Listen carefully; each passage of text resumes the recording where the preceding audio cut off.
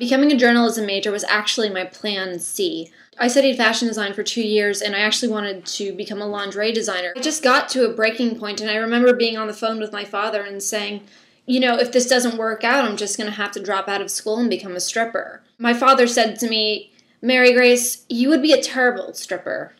You have no rhythm. There's been this huge debate about the topic of professionalism, what is considered professional, what is not considered professional, and how do you conduct yourself in a society where 90% of your dirty laundry can be completely aired on the internet. In fact, this is probably part of the reason that I came to Rutgers, because I have this really whimsical personality, and when left undisciplined, it can get pretty chaotic, to say the least. I think there becomes a certain point in your college career when you have to look at yourself and think, do I want to be a professional person, or do I want to be a person who's professional? See, a professional person is someone who would probably conduct themselves to all of society's norms, have their behavior up to standard, completely devoid themselves of personality to get whatever job possible. I feel like this is a very easy tendency for people to fall into when you graduate, because our economy is so bad that you kind of have to kill everyone to get whatever job available. If that means blending yourself down to get a job, then people are willing to do it. But a person who's professional, in my opinion, is someone who is themselves first, as well as being a disciplined worker who is capable of handling any sort of job. Right now I'm trying to get all the professional experience that I can. This means going to workshops, this means going to conferences, this means submitting articles to my school newspaper every week.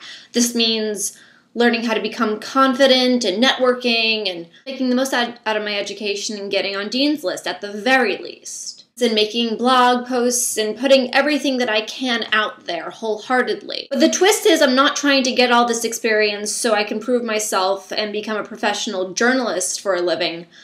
I want to prove myself and have this experience so I can be a professional Mary Grace for a living. I think it's important to never abandon your brand being who you are as a worker and a person combined. My brand probably reads something like manic depressive pixie dream girl meets journalist bitch Barbie. Going into a lot of situations, I know that's not going to work for everyone. But there's also a huge demographic where that is going to work for people.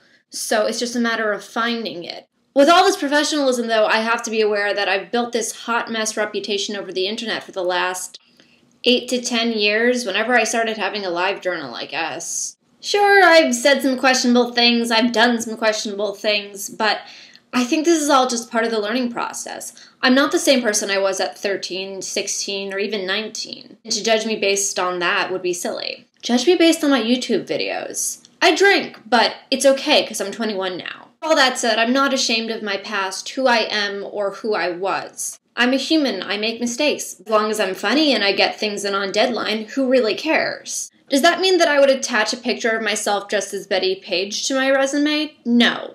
Probably wouldn't mention it in the first line of my cover letter either. But I won't deny that it's out there, and I'm not going to feel guilty about it. The overall message is, if you are intelligent and driven, if you put your heart and soul into every project, then having a brand and distinguishing yourself is only a good thing. Maybe your tone of voice is a little unconventional, but as long as you have an eloquent way of defending it, then people won't care if your tone or your behavior is a little unconventional. It can only be a good thing. And maybe that's ultimately what distinguishes you as a person and gets you that job. That or you'll get it from your girlfriend's parents.